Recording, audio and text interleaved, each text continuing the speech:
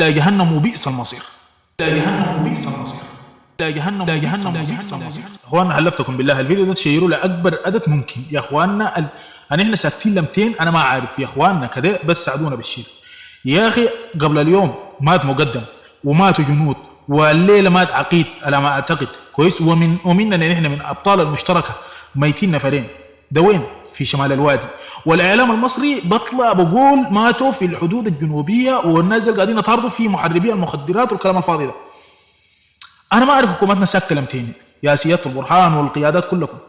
الموضوع ده يا اخي ما قد صدورنا يا اخي. انتوا الحكومه المصريه ولا الجيش المصري ده قابض عليكم زله؟ ها يا اخواننا، البموت ده مع اولادكم، البموت ده لاولادكم. والدوله دي ما قضيتوا على الجنجويد الا بالجرام والجرامين اللي بلقطها لكم الدهابي في الصحراء عشان انتوا تقدروا تمشوا بيها الدوله. كل الصادر بتاعنا وقف ما عدا المعدن الوحيد الذهب ده اللي قدرتوا ثبتوا بيه الدوله دي. طيب ليه ما في حمايه للذهابي؟ ما في حمايه للذهابي، وديل المصريين يكذبوا بانه الناس دي ماتوا قاعدين يطاردوا في محاربي المخدرات لمصر. لمتين يا اخواننا، لمتين.